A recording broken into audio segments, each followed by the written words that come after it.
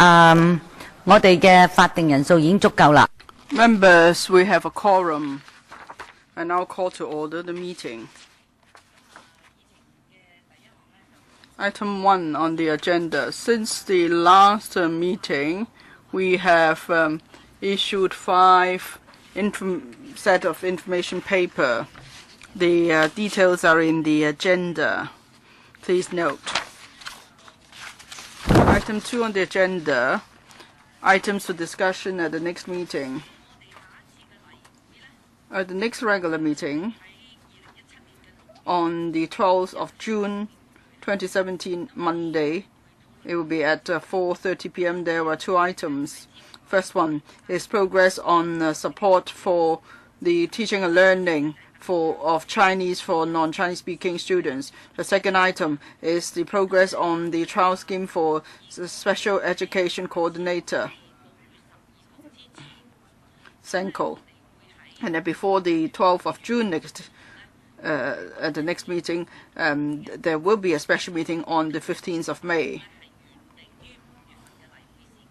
Because today's meeting is supposed to be a regular meeting, but because of the request of many members, so we have scheduled open hearing today instead of a regular meeting. So for items scheduled for the regular meeting in May, they will be taken up at a special meeting to be held on the 15th of May, 11 a.m. Tentatively for 1 hour to cover 2 items. One is the construction of the Hong Kong U building at number 3 Sutton Street. The other is Cheung Wan Primary School.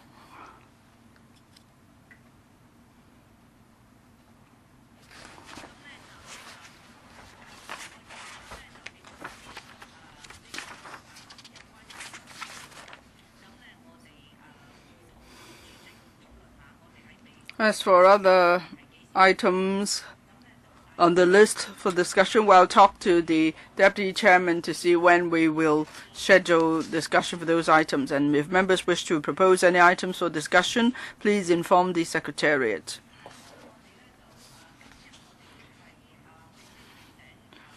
If I may remind members, in accordance with Rule 33A of the Rules of Procedure, if members have any direct or indirect pecuniary interest in relation to the item under discussion today, please disclose such interests before you speak, in particular the nature of the interest. Item 3, Basic Competency Assessment Research Study. We'll invite the officials of the Education Bureau to join us now.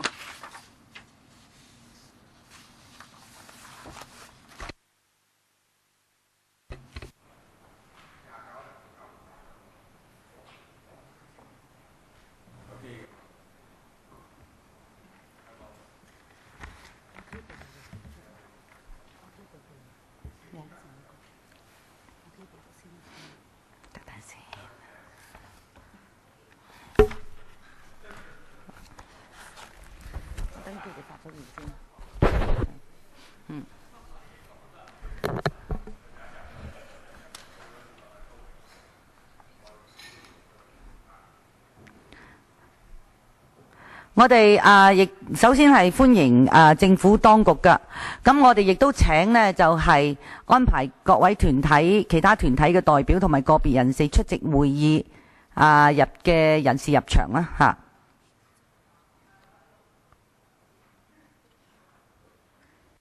So we invite the deputation to join us too.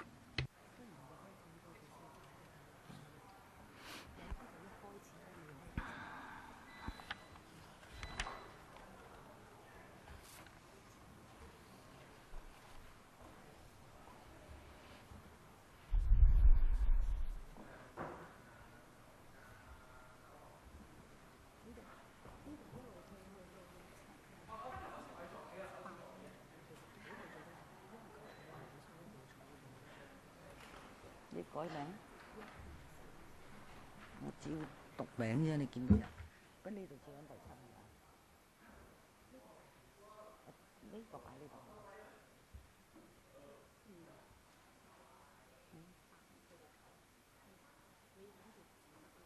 唔係，你個名單我跟名單讀啦，係咪？即係呢度啦。OK 好。呢度，你改名梗係就加個名係嘛？我唔知啊，我唔知讀。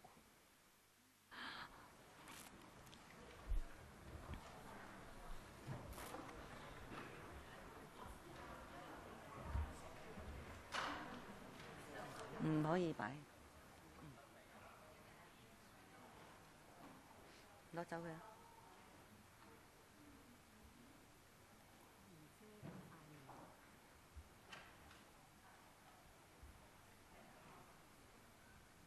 通知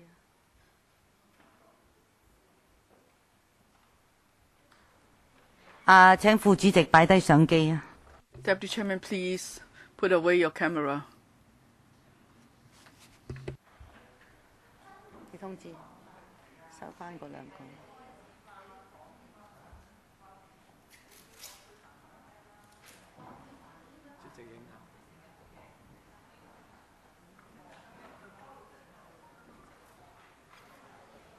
收翻嗰啲牌，所有牌收咗啦。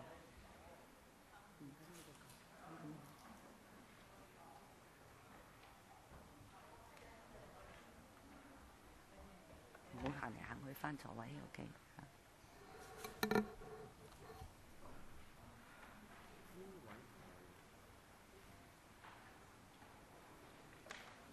塞埋佢展示牌，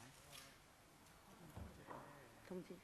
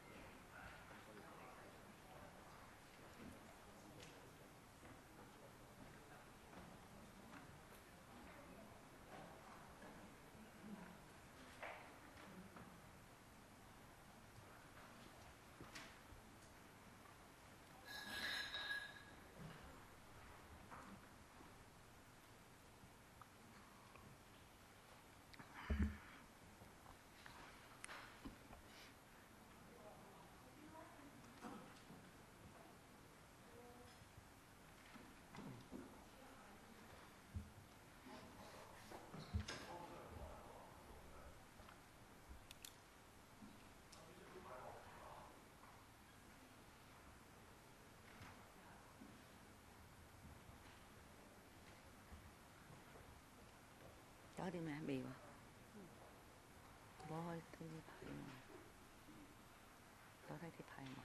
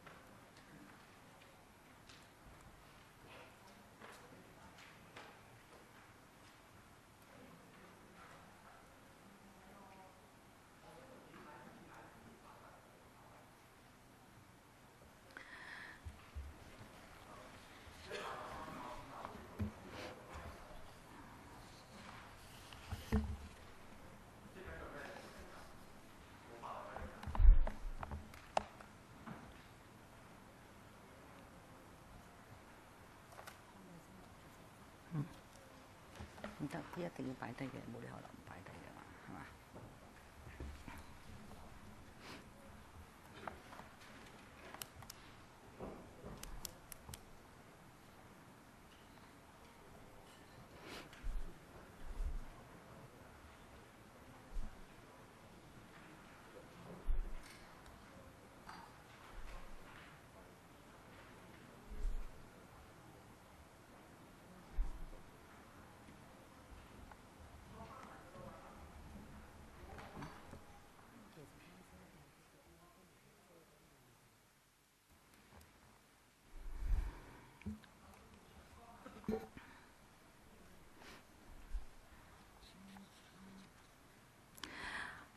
我首先歡迎呢，就係各位團。May I first of all welcome individuals and deputations to the hearing on the Basic Competency Assessment BCA research study. You may wear the earpiece and select the appropriate channel. Channel 1 floor, Channel 1 Cantonese, Channel 2 English, and Channel 3 Putonghua. If you need any assistance, our staff could help you. Many individuals and deputations have asked to join the meeting, so we will divide the hearing into 3 sessions. Submissions received have been forwarded to members and the administration.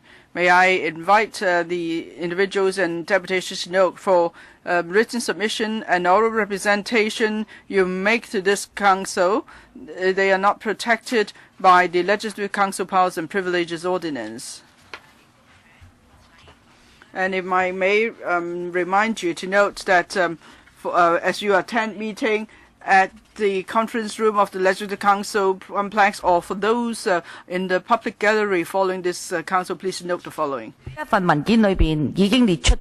The paper has already listed our rules, and in the notice has been issued by the Secretariat, and it is tabled in front of you.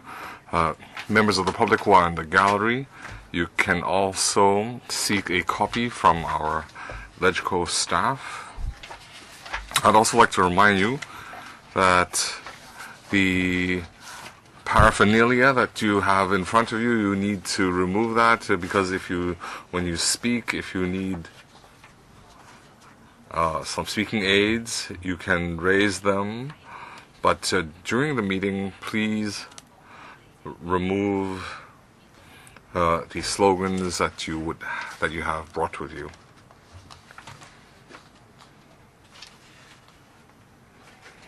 I see we have some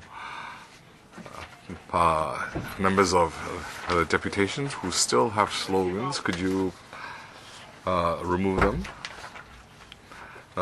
Rules of procedure. I'd like you to explain the Secretariat practice. My understanding is that in a lot of deputations we have similar arrangements, that the chairman does not ask for the removal of the slogans, and I understand that they do not obstruct the meeting. So could they speak, and we should not be held up by these details.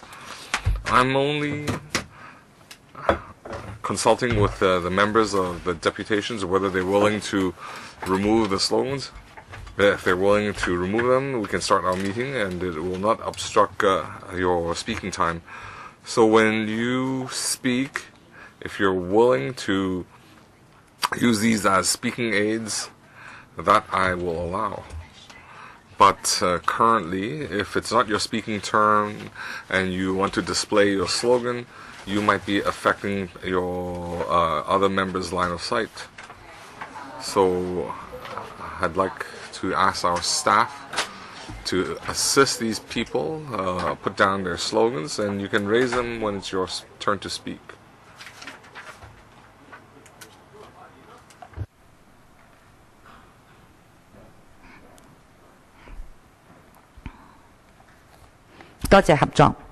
Thank you.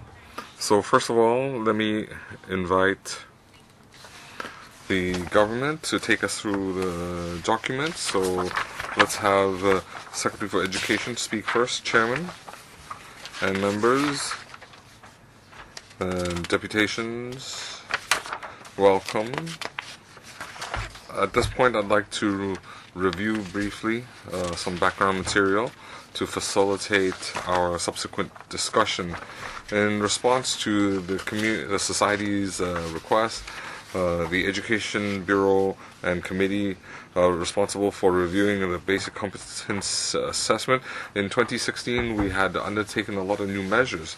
And based on the 2016 study tryout for primary 3 students.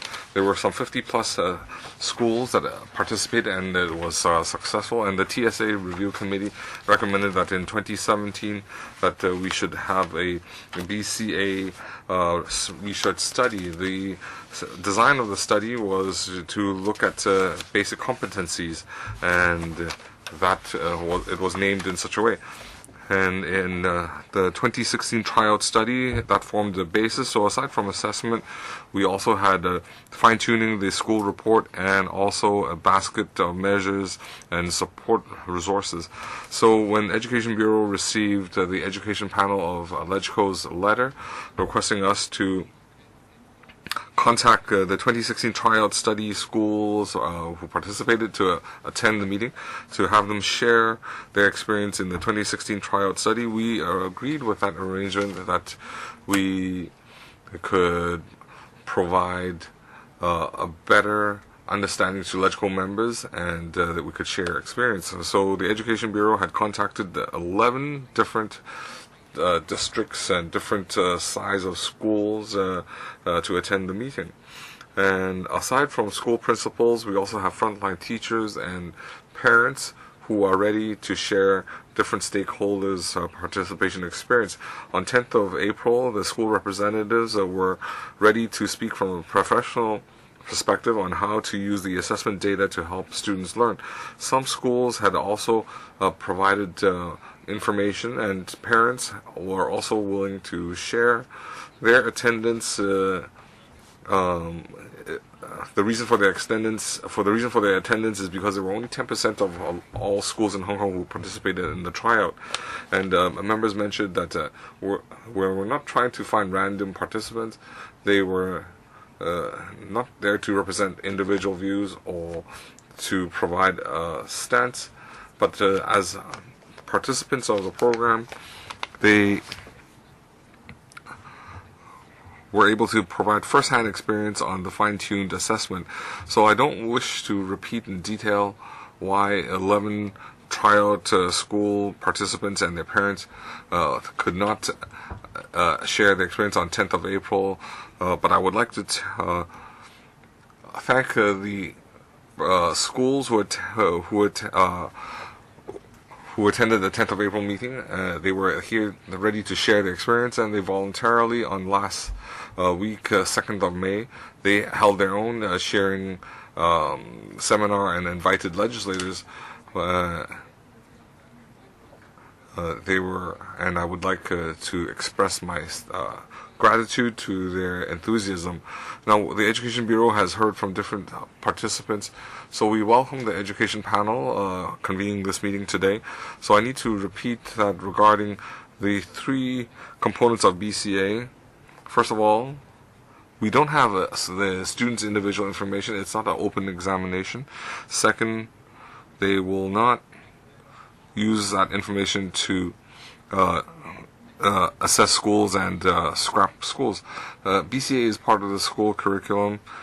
It is knowledge that they need to grasp in their daily learning, and teachers will use their professional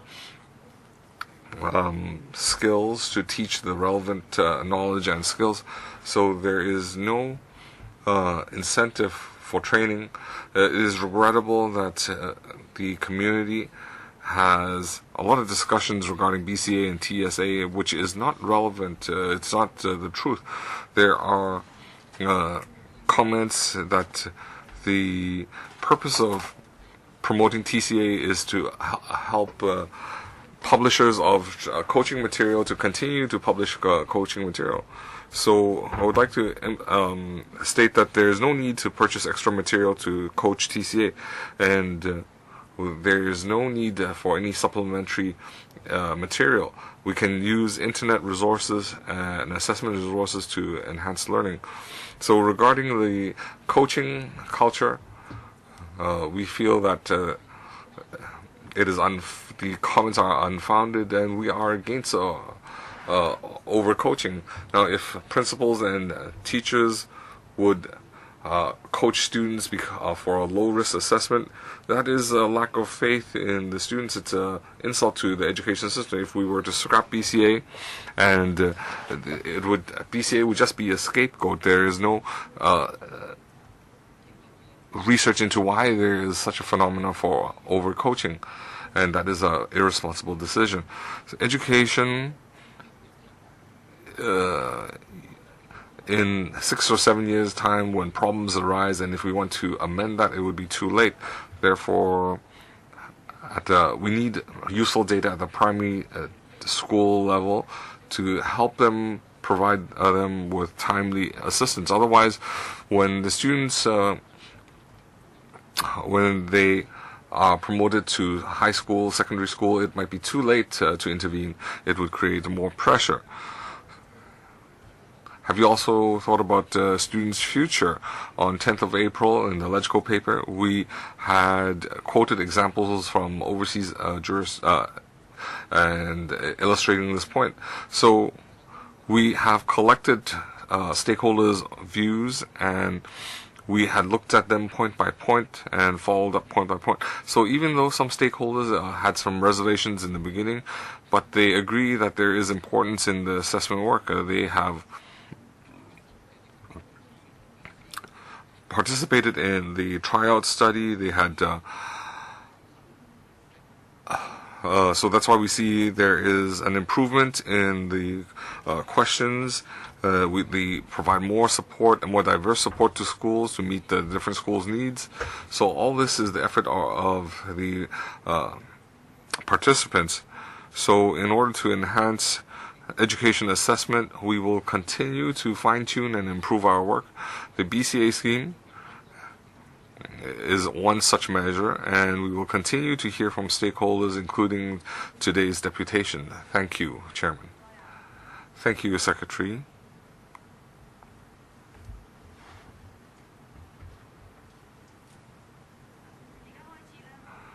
I will now invite speakers to speak. You will have 3 minutes. When the bell rings, you need to stop. When you speak, please be concise. If there is further supplement, you are welcome to do so in writing. Okay. First speaker, Ms. Yi.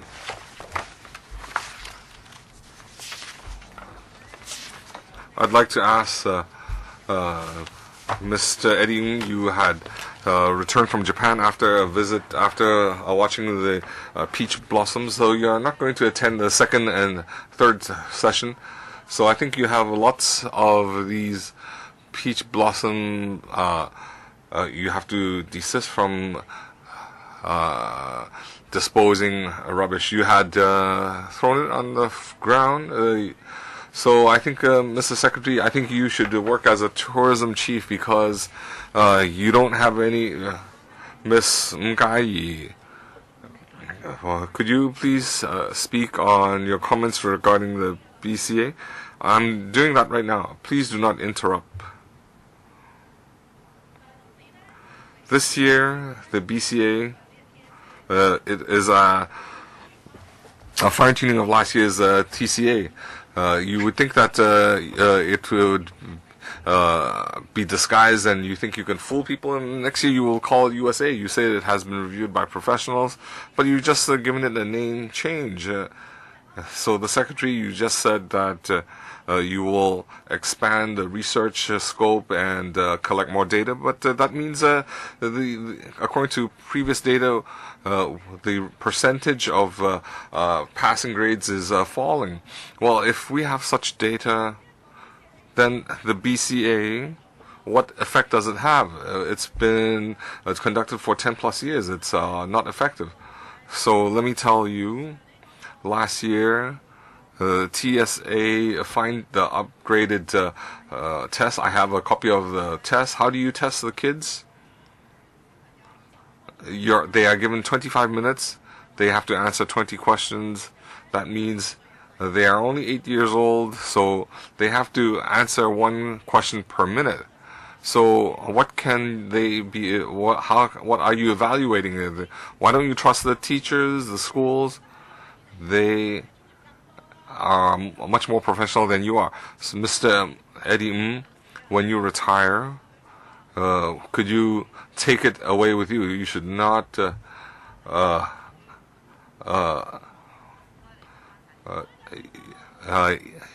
I will return this test. I still want to speak, Chairman. On 4th of May, we have a BCA assessment, and that has already started on 4th of May. And by now, 8th of May, 5 days later, you are only convening this meeting of deputations. So, the Government and Education Bureau, are you sincere in hearing our views? Well, we already had a deputation last year. Next is Ms. Chan Jing-yi.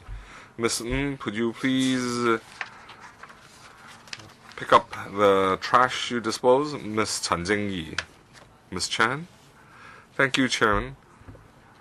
My child is in primary 6, and I had applied for an exemption to this year's BCA test, and I'm very thankful that we have an enlightened school principal. He had given verbal promise that when the BCA test is conducted, my child can go read in the library. The Education Bureau says that they refer to data. I have some data. It was a survey of 1,499 students, and they found that children have a lack of sleep. Their happiness index is low. Chronic lack of sleep leads to depression, anxiety. So the Society for for Boys and Girls has a comment that overcoaching will lead to pressure and lack of sleep. And a lot of pediatrics doctors say that sleep is an important part of children's growth. A lack of sleep affects the growth hormones. It would add to the risk of ADHD.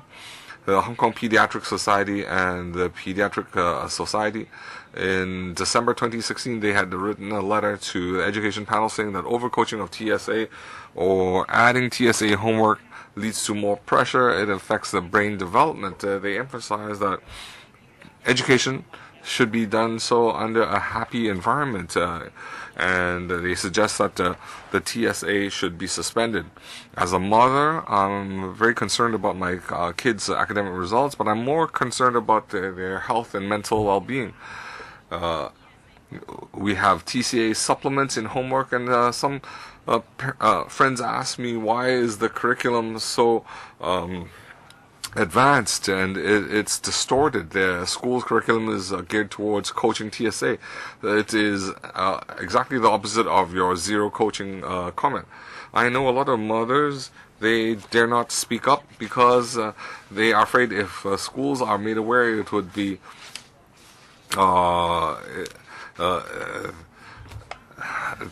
parents don't want the schools to know that they are bringing their children to deputations, meetings at the legislature. As a parent, I have a right to express my views, and I hope that the next CE, Ms. Carrie Lam, and the next Education Secretary can give all the kids in Hong Kong a happy learning environment such that they can take the initiative in learning. We don't want high score results but low abilities. Next, Mr. Tan Ho Long. Thank you, Chairman.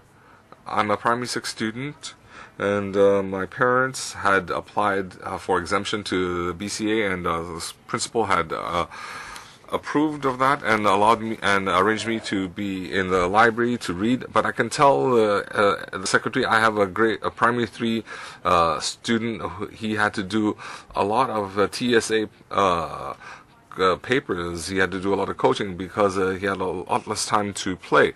Now, since a lot of pediatricians, the parents, teachers, and even the next CE had mentioned that the BCA should be suspended or postponed, there is such an outcry in society. So why do we need to take that test this year?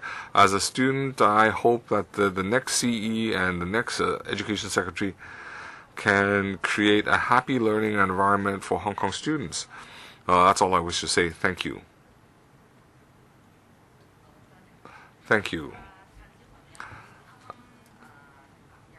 Just now you had 5 pieces of homework. Would you like to submit that to the secretary?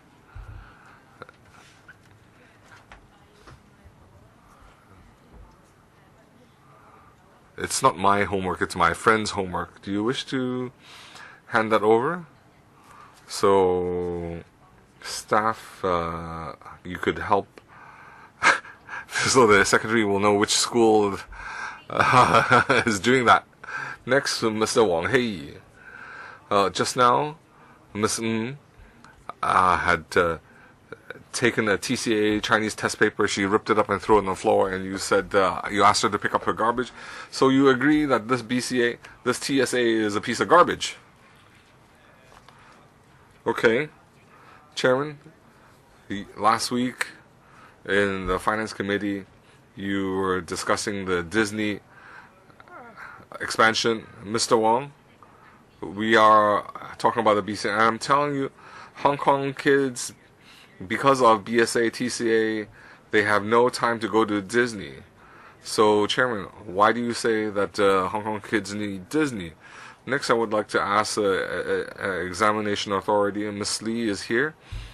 So I have a copy of the examination authority mathematics primary 3 TSA paper, and it is a 40-minute test, and there are 42 math questions, and I'd like to ask a question, a primary 3 student, how can they do it? So what criteria are you using to draft these test papers? Are you using a DSE standard? So as Ms. Carrie Lam said, so Dr. Tong, are you substituting the brain with the behind? So we need to also refer to Mr. Eddie Ng. You said that you would reduce all incentives for drilling. Let me tell you that in many schools, they continue to have practices to drill for TSA, including government schools. So what have you done to reduce the incentives for drilling? You've done nothing, right? The same situation prevails. So no matter how you refine the test, it's like, just making a trip to Korea and then come back with the same thing, just a modified version. So as a teacher myself, I would definitely take the lead. If you continue to have this competency test in June, I would get students to boycott it and also to boycott classes as well. Mr. Ng, Secretary Ng, well, now is May. You have about 2 more months to go as an education chief. If I prepare some paper monies for you, Secretary Ng, and also your deceased wife, Mrs. Ng. Well, good journey, Mrs. Ng. Well, please pick up the trash on the floor. Well, the TSA paper was also a piece of trash. Next one is Ms. Hui Pui-shan. I want to say that in a group of us parents, why are we here today? Because, well, last year we had a hearing, similar hearing. We're all there, so why are we here again? After the last hearing, the Education Bureau seemed to have done something to adjust the test concerned, but don't think that parents would just take it, because we have said it so many times. We're tired of saying it about TSA, but the government remained unmoved. So last time, Secretary Ng went to appreciate autumn leaves, and I didn't see any sincerity on the part of the government to deal with the TSA issue. So like today's hearing, we have talked about it for a long time, and Chen Lai-wan had kept delaying until now. We've got the BCA commenced already, and now we're having the public hearing. So you can see how sincere the government is on this matter. As a parent myself, I don't understand. Why is it that in the CE election, all the candidates promised to shelve or even abolish TSA? And yet, Why is it that the current term of government wants to continue with it? Carrie Lam said it openly that she's very happy to scrap it or shelve it. But why are for pre-3 students this year still faced with the test? I think that CY Leung's government only wants to do it for the sake of keeping or saving face, regardless of students' welfare. I think parents are very disappointed with it. And the biggest problem with TSA now is, even though you said that the test concerned, has shorter questions, simpler questions, but you have not faced the core issue that all junior primary curriculums are examination-led.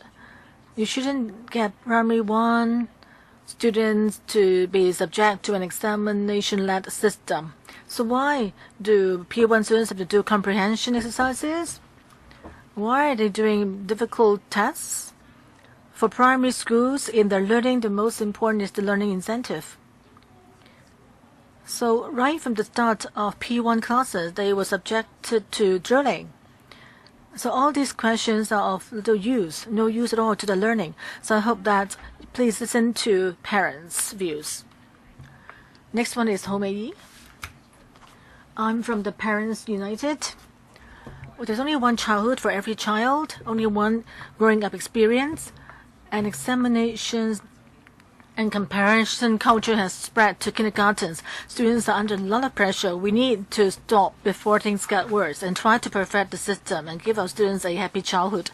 Besides myself, Parents United members would quote educational experts' views to try to get the Education Bureau to respect professional units. First one is Hong Kong U Chen Kai-ming, Professor Chen Kai-ming. He said the TSA's paper was to assess the whole educational system, but not to assess individual schools, definitely not for assessing students.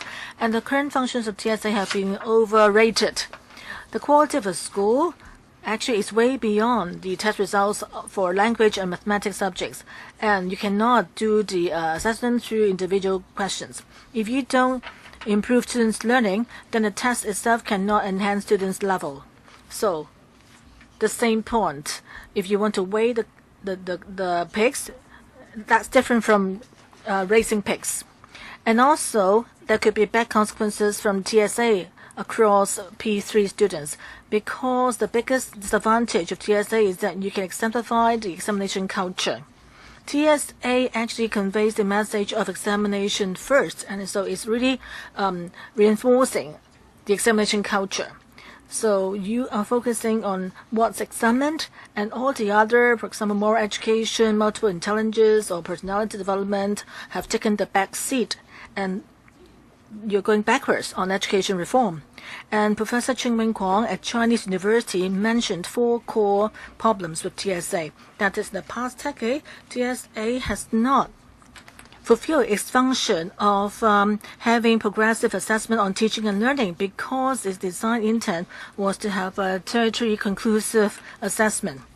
And the review committee had not dealt with TSA's basic conflict, that is, foster learning versus monitoring schools' performance and accountability. And also, the controversy over TSA should not be actually focused on schools, parents, and teachers alone. It's the problem with the government policy that should be reviewed. And also, now you are selecting 1/10 of the samples of schools to have the 2016 P3 TSA, and EAA stress that you have used statistical methods to do the testing. But why should all students join TSA? Actually, you claim that a representative sampling will be enough to provide reliable results. And this year's TSA should be expanded to P6 and Form 3, and also adopt the principle of having 1/10 of students participating. Actually, now P6 have already implemented assessment in alternate years. So you can actually, and that can be further expanded to P3 and Form 3. And you should also try to promote PCA online support platform. Next one is Ms. Ho Sok-yi. I want to talk about how to tackle the source of the drilling culture and how to do away with the temptation of big data. Since 2014, when we have TSA up to review in 2016 and this year, I think the whole issue is about drilling and pressure. From last year since now, there has been a consensus in the community that is we should not name the schools and also put down the names of students who took part in the assessment, and we should stop unnecessary tests and reduce students' anxiety and self-destructive behaviors. But the Education Bureau and some educators said that those suggestions are not feasible. Why? Professor Chen Kai-ming and other academics mentioned the temptation of big data. And now big data study have been extended to TSA and PISA, but that have actually affected students' mental health. Big data study has been an allure to educators and Education Bureau. TSA, PISA asks for individual schools and students' identities, and this is a high-risk test are implemented at 3 levels. With DSE as well, the Education Bureau can have a good grasp of all students' academic qualifications. Professor Ho Sui-chu and other educators have stressed that to collect big data and for that purpose to keep the names of schools and students, that would create incentives to affect assessment results. Some schools will continue with drilling in order to enhance their students' examination results or test results, but that would actually undermine the school performance. And particularly, many schools think that the reports are variable and therefore the incentive for drilling would remain and would not be reduced, definitely. The Education Bureau has not actually put students' happy childhood as the priority. They are only after the fulfillment of getting big data. Right now, I think we can only save our own students or children. We can only, in accordance with the privacy ordinance, write to the Education Bureau and express our stance to organizations related to or concerned about use of personal data. I hope that when you are trying to collect big data, you need to explain clearly to your subject of study the purpose of your exercise, and you should not use any personal data for longitudinal study or comparisons. BSA is a territory-wide, comprehensive or systematic assessment, so there should not be individual school reports nor revelation of students' identities. Only that can reduce the incentive for drilling, and there's no need for all students to be tested. If you have sampling tests or have the test every few years, that will not affect the validity of assessment. So you can use STAR platform of BCA and periodical inspection by educators in schools to be used as an alternative. So please don't distort the original intention of BCA. Next one is Wang Qingyong. Good afternoon. I'm a member of the Parents League. I've got 2 daughters. My smallest daughter is in K2.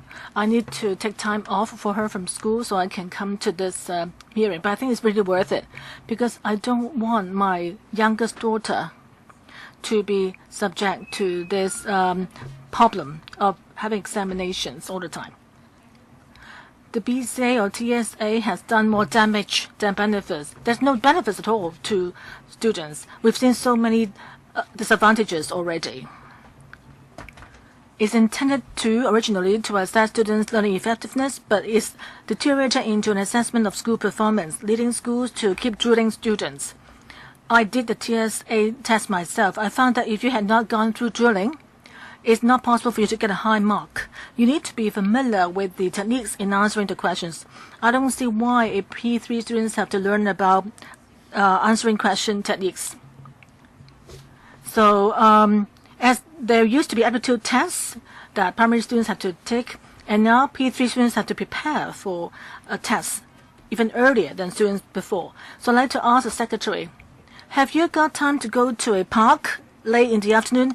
You won't see any children playing in the park or playground after school because they will either go back home to study or go to tutorial schools. What kind of lifestyle is it normal for students? I don't want my daughter to be like students now, to spend her days like that. That's why I'm here, to express my opposition to the TSA here, or even the renamed test, BCA. Every day, students have so much homework to do. They're under so much pressure. So the TSA examination or test will only add to students' burden. So I don't know why the government cannot do a more detailed review before launching other new measures. So when you see problems with the policy, the government is obliged to do a review or have fine-tuning. But so far, this term of government has not done anything. You changed the name, and you thought that that would stop drilling, but it's ridiculous. What we've seen is that schools have continued to have drilling, and just then people said that the TSA was not a public exam, but what the schools did had turned TSA into a public exam. So what measures do you have to reduce students' pressure? Many parents right now are very dissatisfied with the education system. Besides pressure on students, the students or the schools only care most about dissemination of knowledge and ignore personal development. So what can the Educational Bureau do? I will call on schools, even though the Bureau has done nothing to improve the system, I hope that schools would not give up on your conscience, and I hope you can continue to provide quality education instead of taking away from them their drive to learn. Next one, Ms. Cheung. I'm Chairman Jing from Parents League.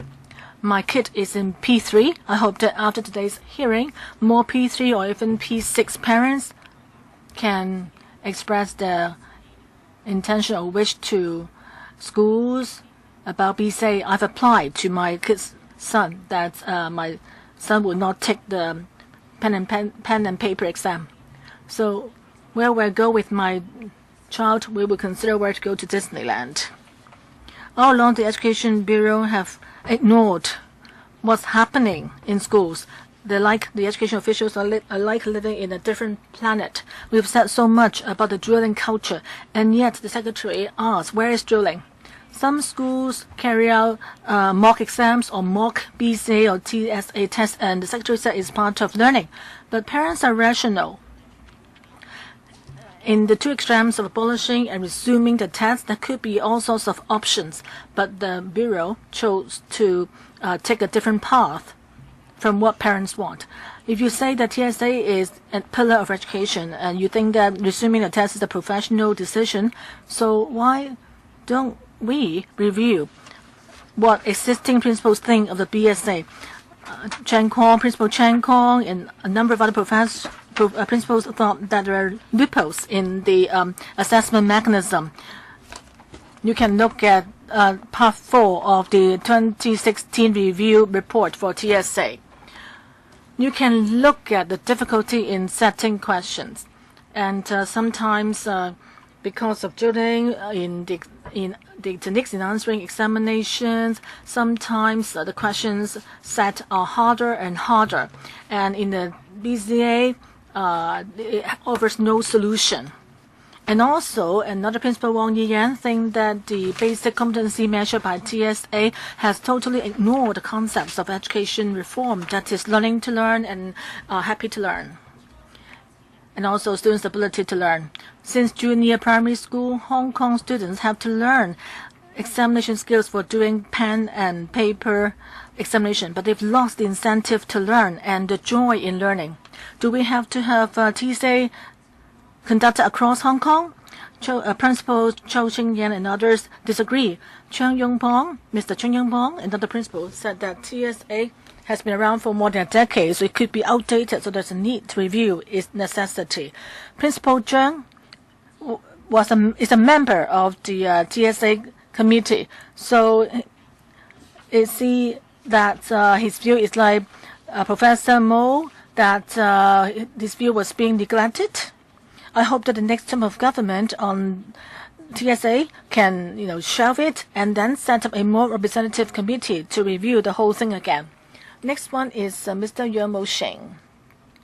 Good afternoon. I'm a parent of a P4 student. I'm very pleased to see Secretary Ng today.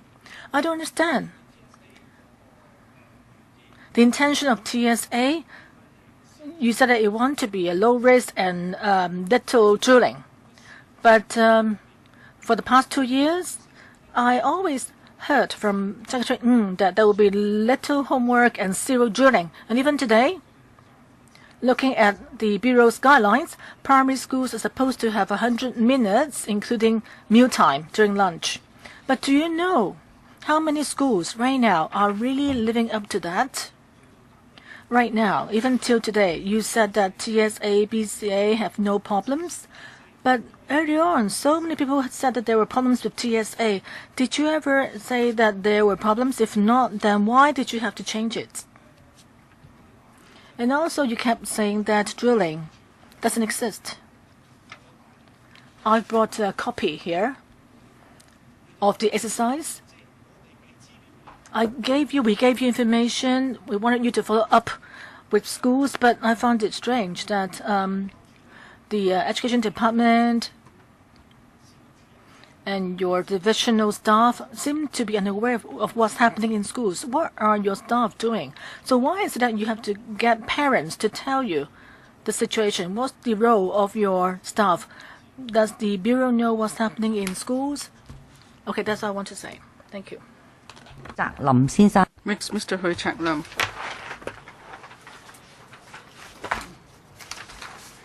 Now, a question for the Secretary. Apart from the so-called follow-up, are there any punitive measures to prevent schools from doing this? Can the Secretary tell me straight away? Can you please ask the Secretary for answer my question, please? The Secretary will give an overall response. Can you please continue? I hope you will follow your pledge. Your pledge is to show care to children. I'm only 17. I'm still a child. I don't want TSA. I don't want TSA. I don't want TSA. I want education reform. I want education reform. I want education reform. Did you hear me loud and clear? Please respond. Now, I haven't finished. At the meeting of the Subcommittee on Children's Rights in March, Andrew Wen said that children has all the rights, but the children must be happy. So, in your panel, do you have representatives of children? In other countries, they have children's council and youth council. Young people and children are able to influence decisions of the parliament. Do we have that? They have it in the UK and so on. And the United Nations has already asked us to set up the Children's Council or Commission under the Children's Rights Convention. It's not what we have now. It's the true Children's Council. And is it that you don't know what the word mean drilling? You can't by asking children to drill. They don't learn anything. And of course, it's like before you learn to walk, you start to run. Of course, you fall, and then you hurt yourself. Last year, my friend leapt off a building and died. So why do you think I'm so angry? And what are you going to do about it? And then when you try to learn from the experience of other countries, you just don't mention a few countries. I mean, in Finland, for instance, they don't have similar assessment. I cried when I was watching the Finnish film because children in Hong Kong are not like children in Finland. Children in Finland don't have to drill. They finish school early. They have plenty of time to play. How come in Hong Kong we don't have it? So I hope for the next government, they will proceed with wholesale education reform. You want a real and true education reform, real reform, and it should be a bottom-up revolution on uprising, like what Dr. Sun Yat-sen did. We need to have revolution, and don't blame us if things go wrong here. So I finished. Thank you. Mr. Feng Xiu-wing. Good afternoon. Well, many have already said what I had wanted to say. So this friend here, I'm very touched by what he said. Why? Why do so many people take their own lives now? Primary students, secondary students, young people, many have killed themselves. So as adults, shouldn't we pay more attention to them? Coming back to BCA, I'm curious. Last year, 50 schools, the assessment was so successful. Why don't you keep the 50 schools? Because you've got the data already.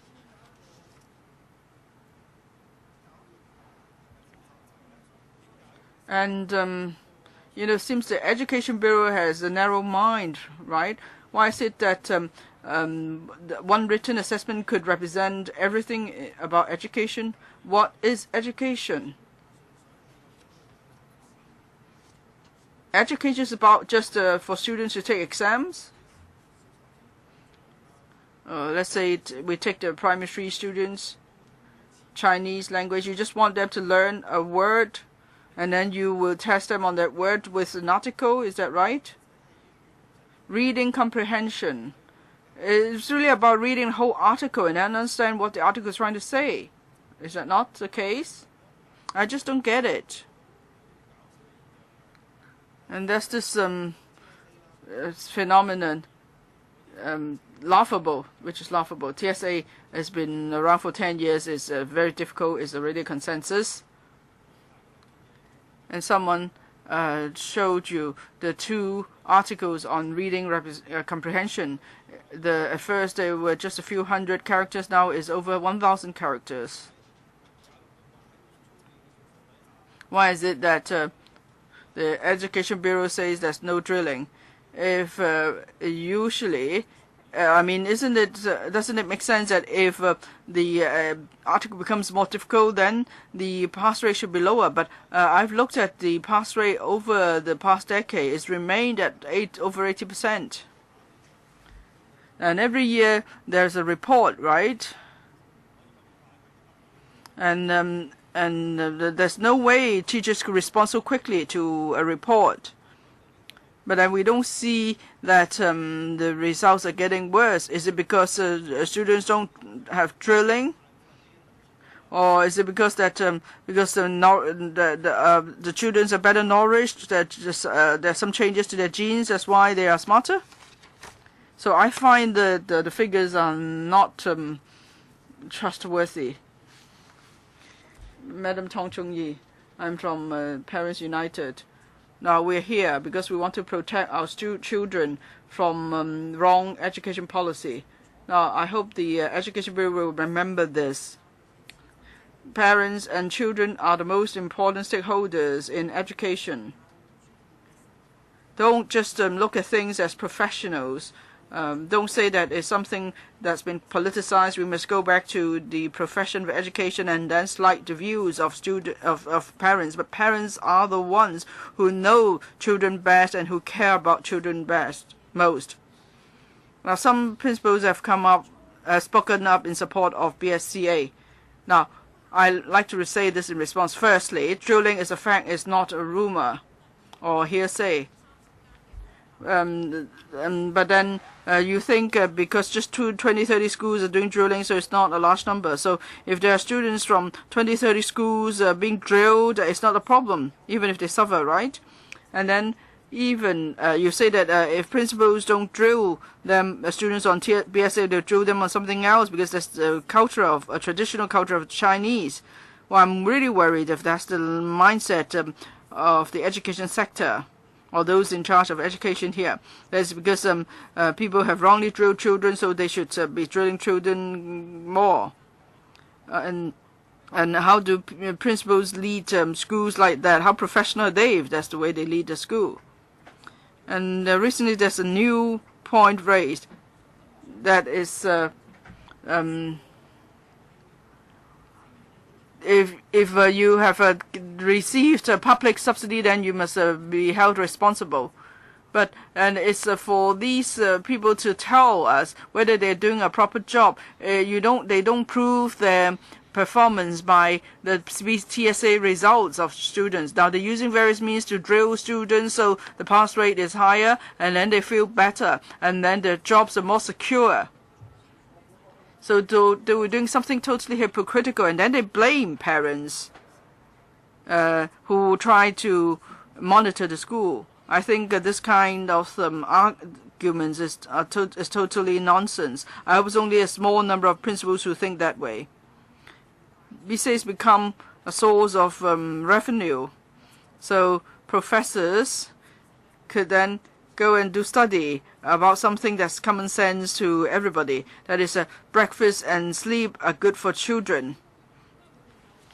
Now, your public servants, how would you allow professors to do studies or about breakfast and sleep?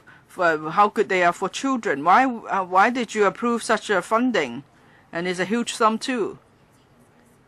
And you think that BCA is a means to let us see if students have the basic competences, but that's destroying the trust we have in teachers. Your time is up. Next, Mr. Wong Longfoot.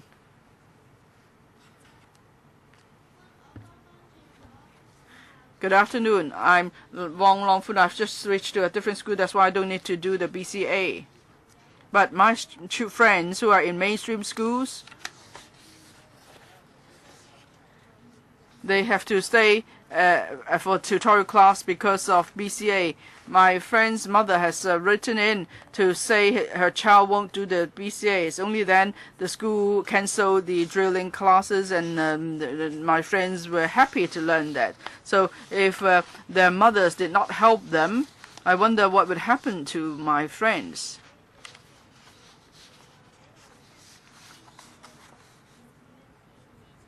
They told us before the start of BCA, the schools used several classes to teach them to speak, but everyone knows how to speak.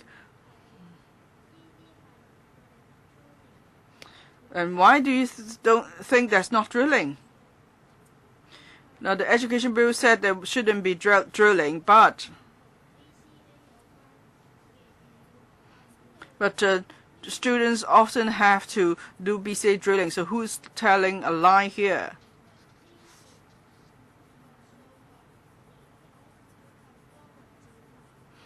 Now, I don't know why before when I was doing the math lesson, there's so many questions with so many words.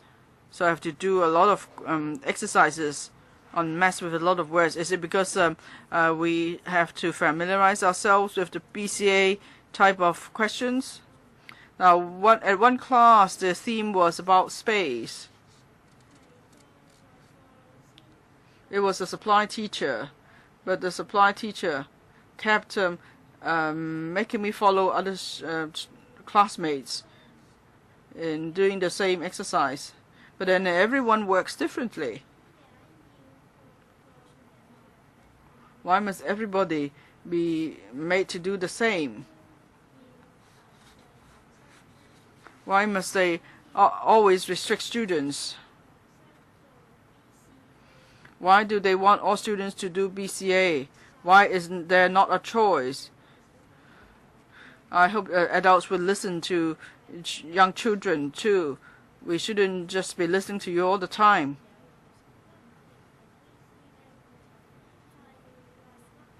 Because we don't know why young children are made to do BSAs non-stop. And I know my friends are not enjoying learning. If there's no BCA, both teachers and students won't be under so much stress, and then children can learn in a more relaxed manner. So I hope you will really think about it. How can we let children learn happily? If you haven't come up with any ideas, keep thinking. You must not force children to do this or that. Thank you. I think you've given the answer, Mr. That is, you tell the teachers to be less worried. Dr. Feng Weiwa. Thank you. TSA. Well, we're still using the same term because even though they changed the name, doesn't mean the problem's been resolved. Have been following up on this for many years. In fact, when TSA first started, there were no such problems. Only in the past 5 years that things have taken a turn for the worse.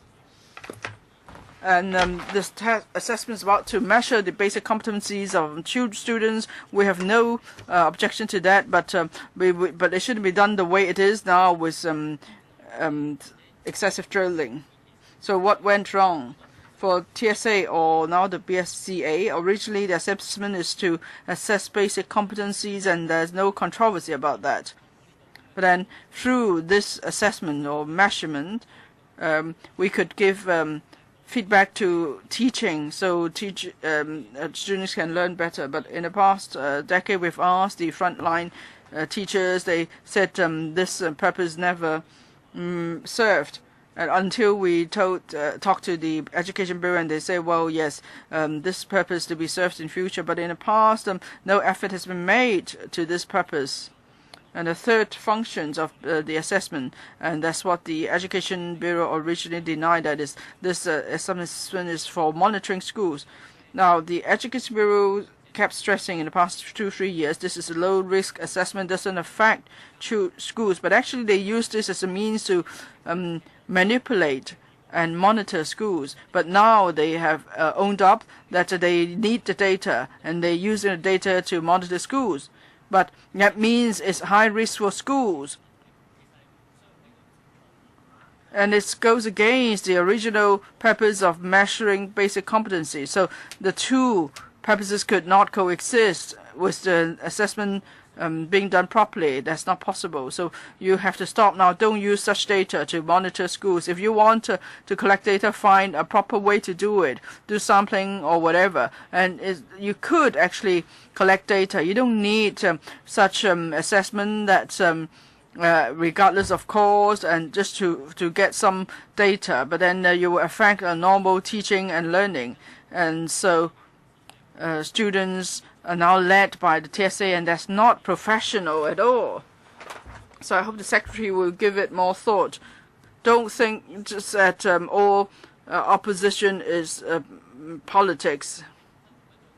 Now, we did a survey last year. 85% of the teachers said they are against full relaunch of the assessment. And if we do not make fundamental changes and improve the system, then it's not going to work. So these are the views of professionals. Don't just listen to one or two persons and then you would defend this assessment with regardlessly. Please stop now and give our children a happy childhood. Madam Fong, Pik-yi. I've been head of primary school for 17 years. I've taught for 40 years. And I find that the TSA does affect students immensely. Originally, TSA is supposed to be a low-risk assessment, but after so much mutation over the years, it's now become an assessment that really endangers schools. Mr. Eddie tried to put it that we need such information for the school, without which teachers are unable to teach, but that's nonsense. For teachers, when they teach, they are looking at students. If students show any facial expressions at all, then they know the students are not following class, and then they will try to help the students. And after class, of course, they will leave homework with students. And when teachers do look at the homework, they will know what students don't know, and then the following day immediately they will try to help the students concerned. So it's not the case that because schools don't have the data, then there's no way to find out how schools are performing. Some say that if there's no TSA for P3 and we only have it at P6, that means we have to wait 6 years to find out. If that's the case, is it because we've never taught it during that 6 years? If you're a teacher, you know every day you see your students, students take tests, they do homework, they take exams, they talk to you. Already you know what students don't know and what you need to work on. Now for the TSA data, when they're given to schools. Schools don't know what it's for, and then there are school sponsoring bodies or governing committees, and they see this comparison with other schools, and they'll ask how does our school compare to the others? We're not doing as well. Then of course there's already pressure. How can you say there's no pressure? That's why such data really bothers schools, and they a strong reason for drilling. And for these data, when they are given to schools, they actually stand in the way of normal teaching. Why? Teaching is about helping students to enjoy reading or schools. But now, because of the exam or the assessment, so the teaching becomes exam oriented.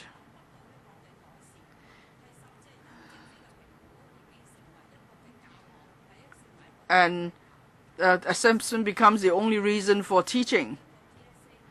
So why can't we do sampling for TSA? I think we can do it. Say in future, there should be different voices joining the advisory body. We shouldn't just appoint people you like. 張女士 Chairman, Annie Zheng from PTA Parent Alliance. We had never objected to Education Bureau conducting a systematic assessment, and we had not objected to schools assessing children for teaching purposes. The TSA was supposed to be a systematic assessment. It was a comprehensive system to review education policy and overall direction and distribution of resources. In other words, it was not related to individual schools. It was just a policy. So we feel, and we also believe, that this comprehensive assessment should not identify the students and schools. In fact, it could be conducted every few years and should be done randomly. So, moving on, why does the Education Bureau, why does it say that they can provide feedback to teaching? We disagree, because if you really want to provide feedback on teaching, we need a progressive assessment, not a comprehensive review. What do we mean by progressive assessment?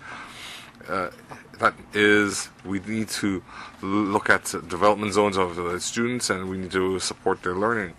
That is, aside from identifying schools and individuals, we need to identify the individual.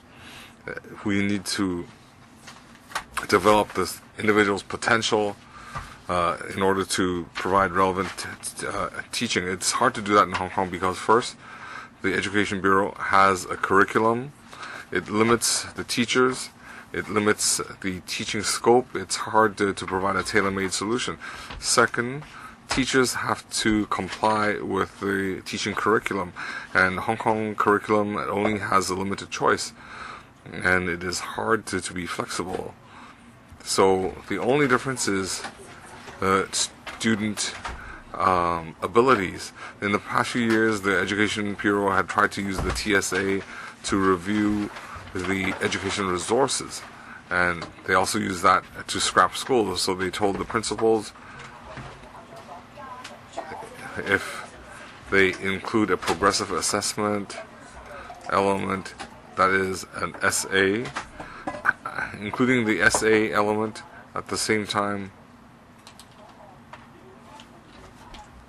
the compliance rate, if it is met, then the examination authority will adjust the tests, and schools will continue coaching because they don't want their schools to be scrapped.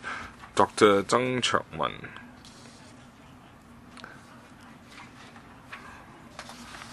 In the spring-autumn period, we had a scenario and there is now a supply chain in Hong Kong between the publishers and schools, and the TSA that wants to record the individual's information. There might be a political incentive. We have publishers who edit their textbooks on a frequent basis. It's to make more money. For example, we have a Kenosha school principal where they had received 28 million and they need to comply with the government. So how difficult is the TSA? Legislators, Mr. Tin Baksan had made 12 mistakes out of the 23 questions, and they had insisted on recording the individual's information. So that is just to facilitate monitoring. It's hard to brainwash the smart individuals, but that is already a breach of privacy. So the review of TSA, Professor Mo Jing and Professor Ho Suiju, because they objected to recording individuals' information, they resigned. It is the TSA is objective data, and the schools are afraid that the Education Bureau will use that to limit their resources. So they will coach the students, and the students are therefore dull and are not creative. So the solution is to scrap BCA, TCA forever. The Education Bureau, they should appoint the education specialists and draft curriculum. We should prevent publishers from making obscene profits, and we should also allow for homeschooling. That is very popular in the UK. I have interviewed Hong Kong homeschooling parents, and homeschooling does not require parents with high qualifications, as long as they are inclined in such a manner to self-learn. We also need to take example from Finland. We should teach in country parks. We should cater to their mental and health well-being. If the Education Bureau wants to continue with the BCA TSA, a lot of parents have said they will boycott the tests. We cannot allow them to bulldoze this evil policy on us. Thank you. Mr. Zhao Gilan. I'm from the Parent Alliance. So before we had community consensus, they want to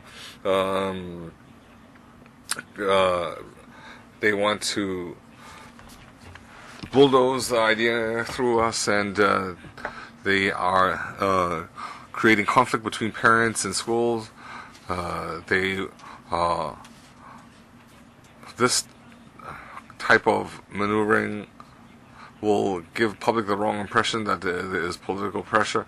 So pitting the public against the public, and by political smearing campaigns, this mudsling is not, it's ineffective. It will only make people who are not familiar with TSA, they will lack interest in this topic. And at this point, I think we need to focus on the crux of the issue.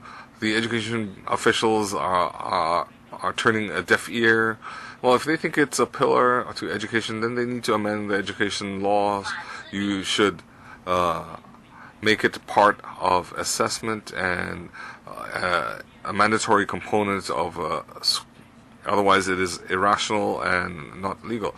So you should not invite all the schools who invite them to share experience and then issue a notice and tell them to take part in the exam.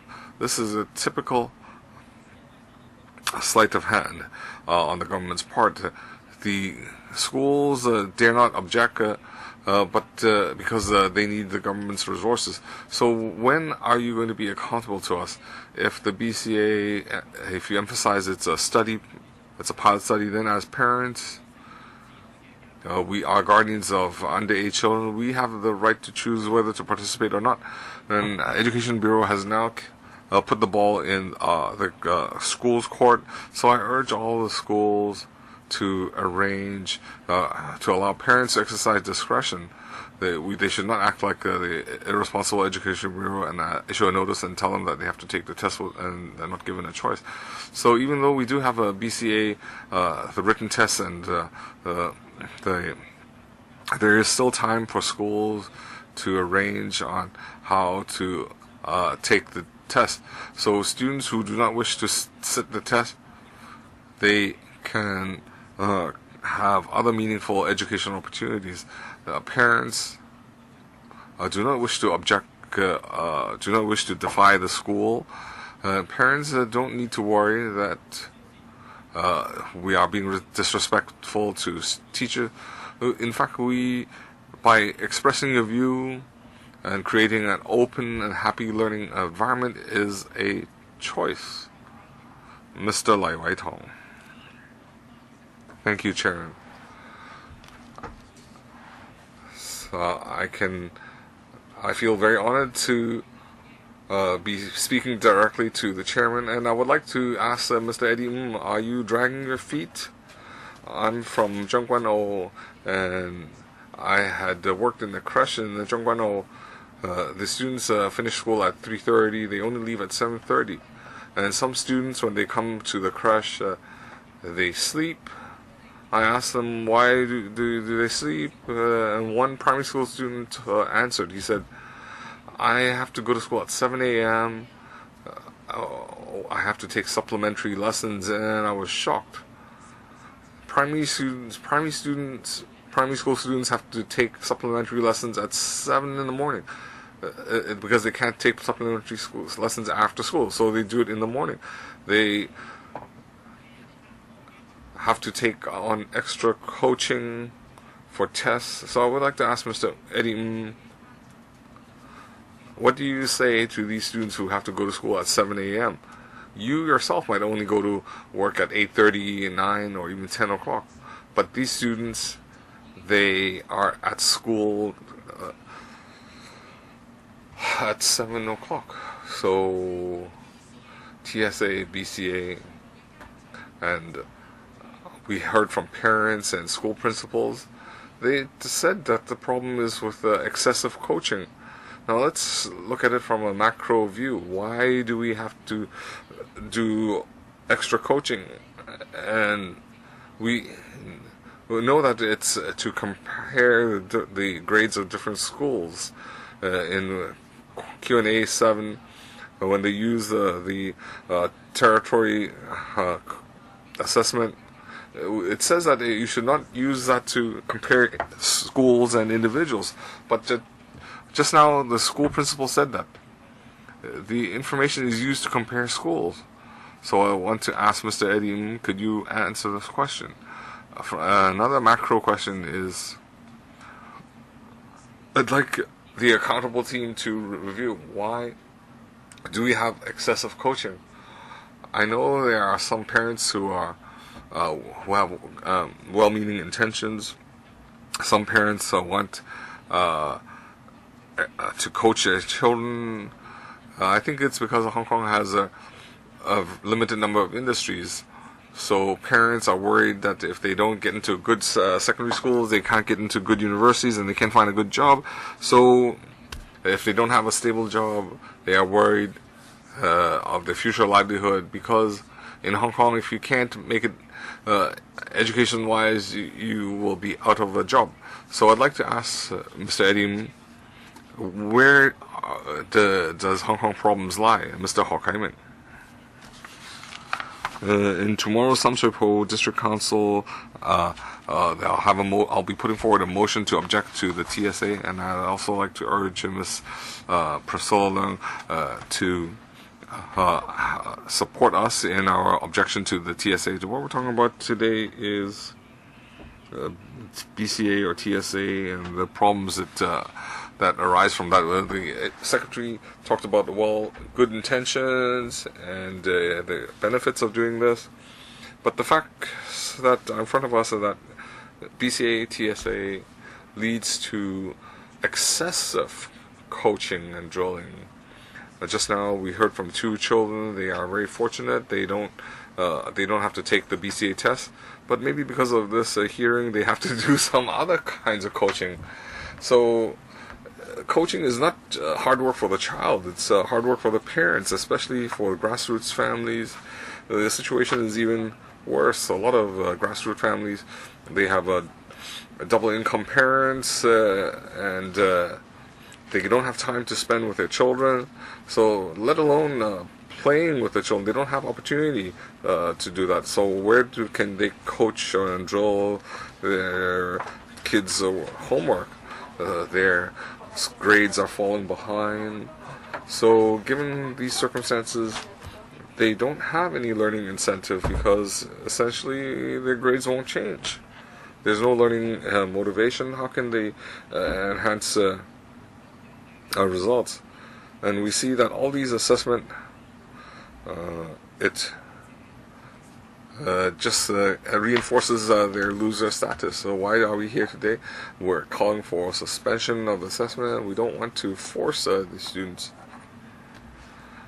And the secretary, even though he's leaving his post, he's announced his retirement.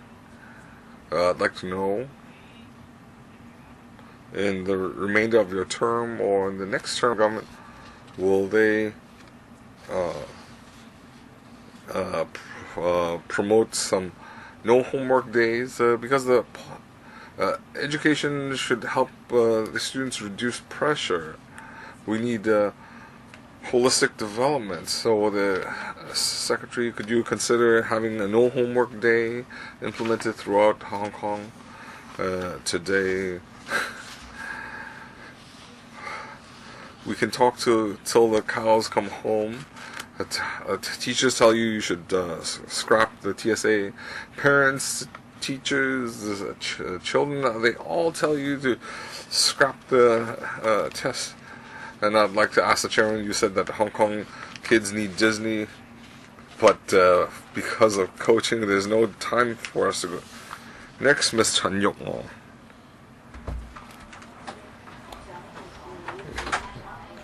I am Chan Yuk-mo. I ran in for 2016 Legco seat, but I did not succeed. But before talking about the BSA, I urge the government to provide amnesty for the 7 police, and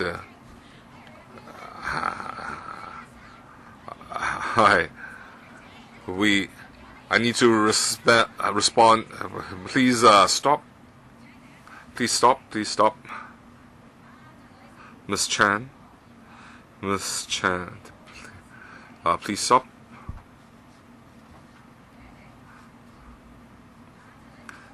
I will give you back your time. I just want to tell the other deputation that you were not interrupted when you spoke. And similarly, when Ms. Chan speaks, you need to respect Ms. Chan and not allow her to continue to speak. And I'd also like to tell Ms. Chan, the theme today is about BCA. Please stick to the topic. Thank you. Please allow Ms. I want to respond to the comments about suicide, student suicide. We have people using the student suicide to garner votes. TSA can train the next generation to be elite. They are the future of society. They need to be trained to meet pressure. They are not greenhouse plants. They can. We have pan-democrats who are being utilized, we have exaggerated claims of the BCA, and we have people calling for a boycott of TCA. There are also internet trolling, and the true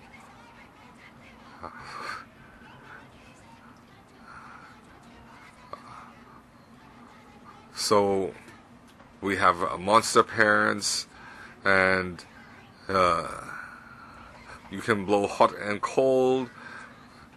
We need to monitor the schools. We have similar assessment throughout the world to maintain education standards. Assessment helps students learn, and to test results determine a person's career. It is a form of PSA is a form of training, and if we didn't have training, we would be incomplete. We wouldn't have our development of EQ. We need checkpoints. We need data for research, and we need to. And even if we have checkpoints, we need tools to assess the school. We need a suitable review and the education goals. Okay, time's up, Ms. Chen. Next, Mr. Jian Galong. Well, I think it's a waste of time to attend this hearing because the next CE has already said that she would postpone TSA. But in this term of government, some people still want to save face, and they want to forego students' interests. And the resumption of the TCA, it's a farce, and they had never considered students' feelings. And the government says that they want to promote learning, but there is zero value in the TCA. They want to evaluate student abilities, but they don't understand the circumstances. We have multiple choice in English and wrong answers because they don't understand the paper, and because they don't understand one word, or they could be unfamiliar with grammar. They might be filling in the multiple choice randomly, and the schools want to avoid the crisis, and they transfer the pressure onto the students, and these students that not reach grades, they have to undergo further coaching, but they have a lot of homework and tests already, and we are adding to the burden of students, and each student is different. If you use the same standard to measure someone, violates the educational approach of having tailor-made or catering to each student's strengths and weaknesses. So for parents and students, they should actually be taking the test on a voluntary basis. So there's no need to involve all primary students or primary 3 students in the test. BCA not just violate the principle of catering to students' needs, it also actually stifle the development of students, and you should let students have self-explorations. So BCA has actually limited students' learning, and schools, because of pressure, turn usual classes into coaching lessons for TSA and teaching students the skills to answer examination questions. So they've neglected, catering to students' strengths and weaknesses. So you're just trying to help students cope with examinations alone. So you created a problem. Even though seems like the BCA questions are easier, but the mentality remains the same. Everything is based on examinations, and you are just keeping up the culture of drilling and destroying a proper learning process. So instead of tutoring students, I'd rather the government spend more public resources on actually really implementing small class teaching. Mr. Ng Kem Hong. Thank you. I'd like to thank Ted Hui of the Democratic Party to passing me an ad. But anyway, I'd just like to respond to Secretary Ng's point earlier that you said you found 50 schools for sampling, and then you found 11 in 2017. And based on the data, you said you could, BCA, well, you only use that sample for BCA. So why can't you actually use a sampling approach instead?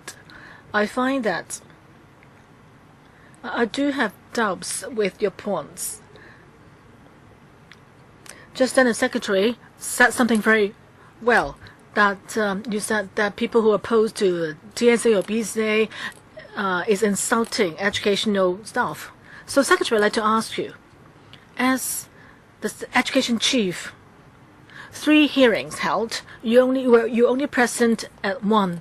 So that actually isn't that a question of accountability? If you are the bureau chief, how much respect do you have for education? The students, small students are here. You tend to give them an example of someone not being really accountable. You said that TSA does not require schools to compete among themselves. So I saw an online news in which you said that if schools participated in the test anonymously, then that would not reach the goal. So this is an example of actually the secretary going backward on what he said before. Just now you said that we should not name the schools, but why? And why did you say that we need to name the schools? And also, can you tell me what's the difference between TSA and BCA? If there are no differences, then why do you just change the name? So it's just like a tactic to deceive us. And you also said that the BCA would have simpler, easier questions. That means the questions in the previous test were very difficult, right? So I think what you said were self-contradictory. My son is now at university. He took DSE as parent. We pay a heavy price for DSE in that when my son was in primary 3 to primary 6. He seldom went out with us at weekends. My wife's first point to him is that you should study, do homework. So I'd like to ask you a simple mathematical question. There are university lecturers, university students here in this room. Earlier on, a primary student asked me, Mr. 7/8 and 4/5, which is bigger? Which figure is bigger? So can someone give me the answer, please? Next one is Mr. Yang Kwan-ho. Good evening. Well, I've heard from many parents today. And I heard a lot of opposition against the test, but they made me recall a few years ago, maybe many years ago, that there was an ad about learning. That is, the purpose of learning is not for high marks. And then parents overwhelmingly rejected the point. They challenged, why is the point made that learning is not for the sake of high marks? Are you trying to get students to take drugs? If marks don't matter, then what prospects, what competitiveness would our students have? So today's parents seem to have schizophrenia. They're saying that there shouldn't be TSA, BCA, whatever. There shouldn't be any tests. And some primary kids said that, well, we didn't have time to play. On May 1st, we could not afford the time to go to Disneyland. So for the opposition camp, it said that you should ask the government to scrap all kinds of examinations and schoolwork. That is just on the basis of your age, you just promoted to secondary school and university accordingly, so everyone can become a university graduate? Is that the solution? Does that mean that our society will become competitive? Please don't, because you don't want it, or just because of your own self-interest, you give up on the greater good. We're saying that primary schools are using public resources, so are we using the resources well or effectively? The Educational Bureau is obliged to ensure resources are well spent. So Secretary Ng should urge schools to do a good job in terms of education. Otherwise, I would suggest that we should, rather than having a low-risk test, we should actually go for a high-risk assessment. That is, to have a public exam every 3 years.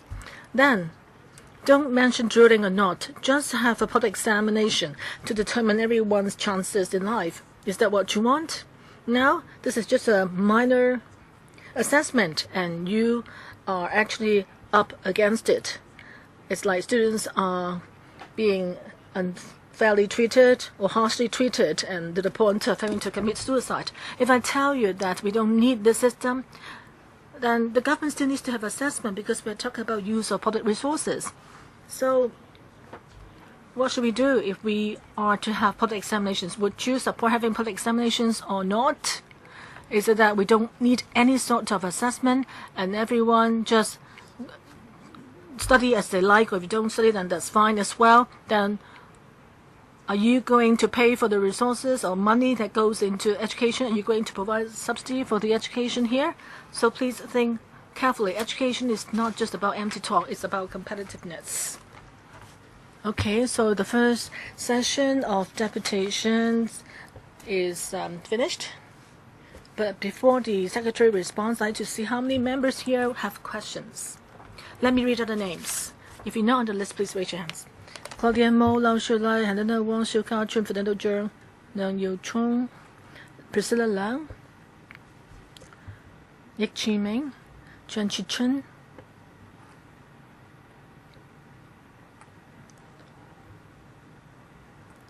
So before you ask questions, Secretary, do you want to respond now or till after the members have asked questions? Chairman, thank you. I'll just have a brief response now, 3 points. Just then, I'd like to thank the deputations for their views. I do want to follow up on specific cases personally, as I said just then. Just then the gentleman said it well, that if some schools are having heavy drilling, then we need to find out what's really going on.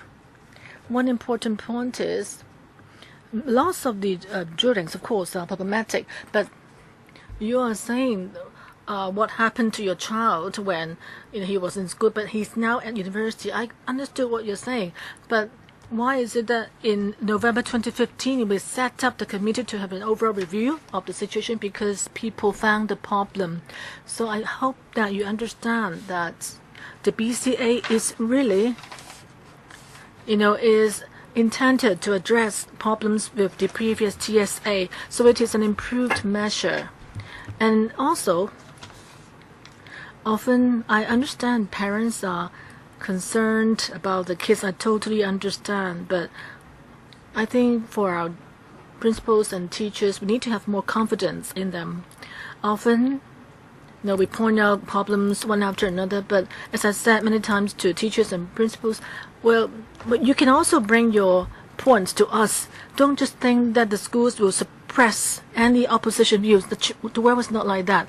Principals and teachers are very concerned about students. So parents, if you have questions, problems, I will encourage you to tell them, to liaise with the school. And our staff in various divisions are also willing to help you with any problems you have. And also learning. Sometimes it's a need as part of learning to do exercises. It's not for the purpose of assessing students' ability. No, this is not the original intention of BCA, but the test is just a basic competency assessment. What's important is we have to have reference data to help schools and teachers decide how to adjust their teaching and also to enhance students' learning capability. As simple as that. Well, the first session is meant to end at 6:25, but because before the meeting today, many members had not shown up. We didn't have a quorum and we started the meeting late. Now I've got 10 members who are about to speak. So I and Vice Chairman Yip Kin Yun would not speak. I would not take up the time to speak, and neither would the Vice Chairman. So each one of you will have 2 minutes. First one, Claudia Mo. Also, since other deputations have arrived, I don't want to cause any delay, so please don't make them wait so long, okay? Okay, now, Claudia Mo, your turn. Well, we've had TSA for quite a long time, but it's really in the past 5 years that more problems were seen. Do you feel that in the past 5 years is quite timely? That's when Eddie Ng became Secretary for Education. We have a Chief Executive, C.Y. Leung. So when they are in office, what happened? Well, just in your response, Mr. Ng said, as I said last year, well, he just kept saying what he has said before. So whatever he thinks is right. But Mrs. Carrie Lam made it clear that that's it. Let's shelve it. Mrs. Lam didn't say that the test will be shelved indefinitely, but she agreed that the TSA, or now called BCA, is not something good. And yet, you insisted on your view. The present term of government is coming to an end. Same for you. You won't be reappointed after July. And yet, you insist that, well, you must stick to the decision made. But you are really destroying the lives of children in Hong Kong. You kept saying that there's no drilling. But on my desk, there's a whole bunch of papers circulated by the Secretary, notices by the Education Bureau 100/2015, which said that schools need not, just for the sake of TSA, change whatever, blah, blah, blah. Not just for TSA alone, but that means you could do that for other reasons. And then there's a point in the annex that the school should not just for the sake of helping students reach the competency level, have drilling, not just for TSA. That means you can do that for other reasons. So what are you saying? What does the notice mean? It's like written by people who is illiterate. Okay, next one is, well, let me say this first.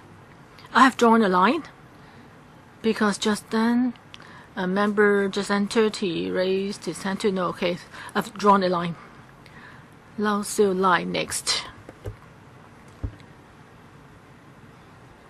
Sorry, can you tell us the order so that we can get prepared? I've just read out the names. Okay, there are two more before you. Okay, Lao Siu line. No matter what the Secretary said, even if the test is easier now, the incentive for drilling remains because you know the name, you take down the names of schools and students, so there's still a risk of schools being killed.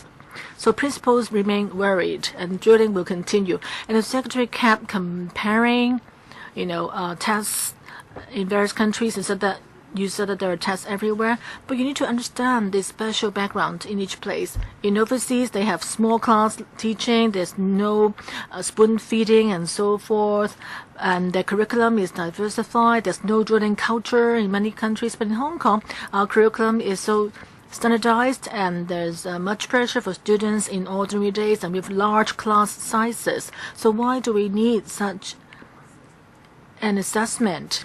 And we shouldn't have assessment in P3 either, because that would mean that P1 students will have drilling. If that happens, then how would students have the learning drive? If you want to compare, you should compare with countries with similar culture like us, like South Korea. And South Korea used to have a similar systematic assessment. But when parents opposed it overwhelmingly, the test was scrapped. And it turned out that the ranking of students in South Korea only dropped slightly. They were in 8th place globally still. But students' learning incentive increased. So I'd like Secretary Ng to think in terms of results and learning incentive. How would you draw a balance?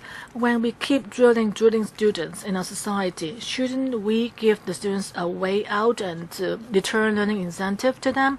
As a teacher, I always emphasize in our school that we emphasize learning for life. We need to keep learning throughout our lives. If we destroy students' incentive to learn so early, then is that what a responsible government should do? And also, I've been very patient. I heard, whole 3 minutes of views we couldn't accept, but please don't, Chairman, please don't interrupt people saying views that you don't agree with. Okay, next one, Helena Wong. Well, Chairman, in hearing what the Secretary said, it seems like he had not actually taken hit of views criticizing TSA. You kept saying that this is a basic competency assessment without risk or pressure. But in terms of actual operations, we heard that many schools, teachers, students, that things were not like what you said. I know not many schools drill their students, but quite a number of schools do have drilling, and you can't stop that. So if you think that it's just a basic competency assessment, and look at the effectiveness of Chinese language, English, and maths in schools. So why can't you just adopt the view that we should not name the school or take down the name of students and schools, or you can just have sampling or have a test done every other year? You can still get big data that way. So why do you reject that and insist that all schools must take part, causing parents and students and teachers to be so dissatisfied? We've heard from principals, parents, and teachers today. We're not saying that students don't need to have exam or do homework. But the question is, the kids have so many exams in school already, and also outside of the many subjects they have to cope with BSA, and they cannot have rest nor have a real holiday. So if CY Leung had not asked you to go ahead with it, Mr. Ng, to insist on the test, not to back down, then would you have shown some humanity to accommodate the views of opposition and stop TSA? Secretary, 10 seconds. Well, in deciding on the BSA is the decision actually of the whole committee. Thank you. After Shiu Kao-chun will be Fernando Zhang. Thank you, Madam Chair. Before this meeting, I and the Deputy Chairman went to meet with the CE designate Carrie Lam. And during the meeting, we said, well, we just didn't get it. BCA was supposed just to be a start, but how come it's become something so controversial in the hot kitchen?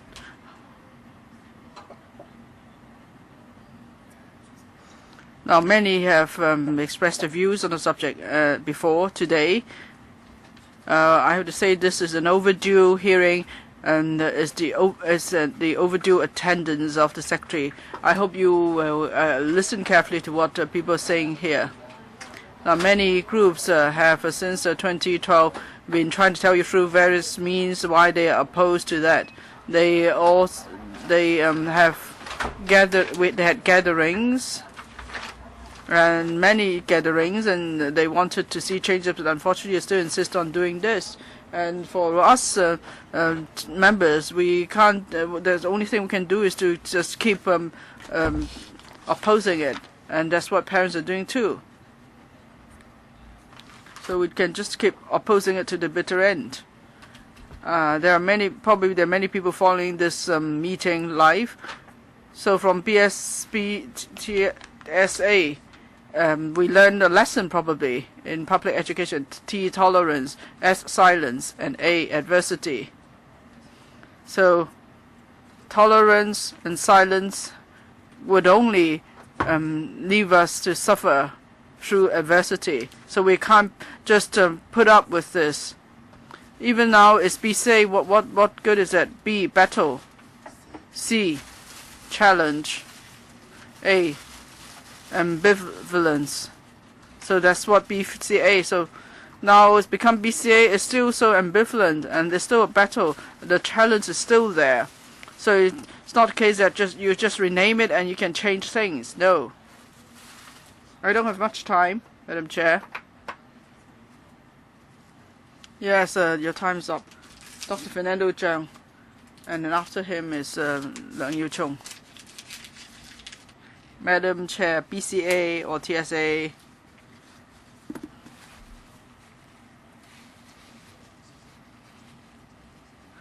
I mean, put it most mildly, at least it is controversial. Many children and parents came to voice their opposition. They told us about their suffering under the system in Hong Kong.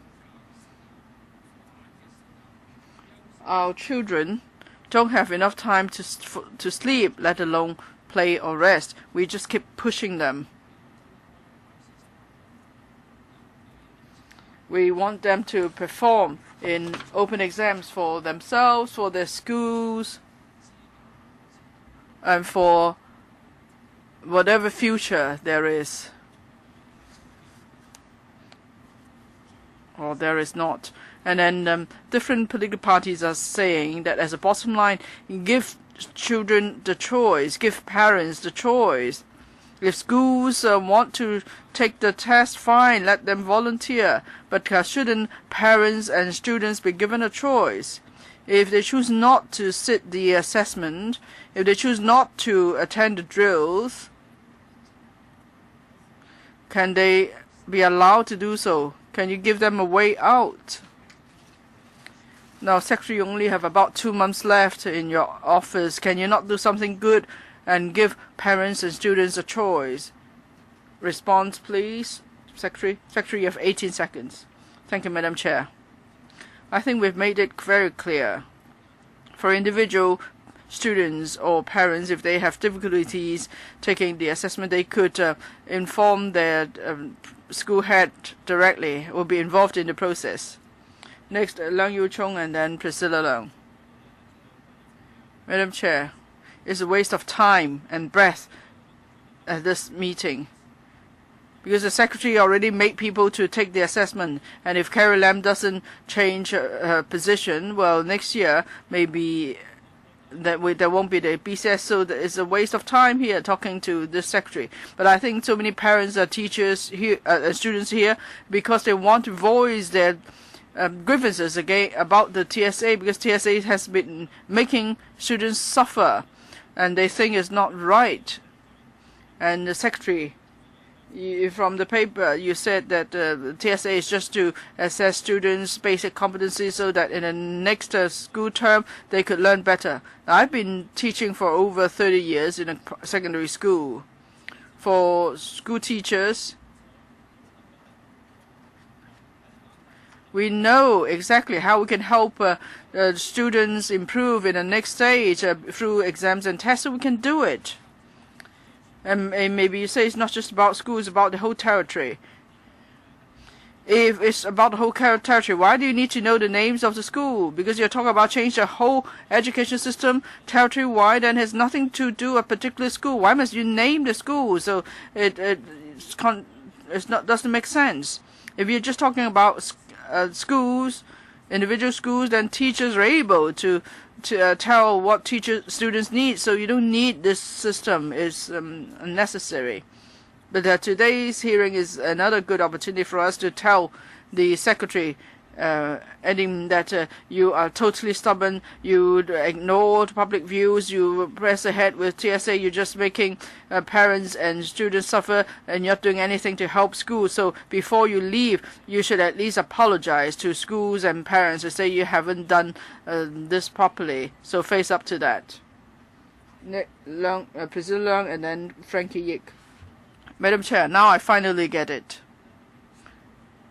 Because in the past 2 months, I've received many documents in support of BCA, some of these people are my friends. And finally, I get it. There are some people who totally believe in exams.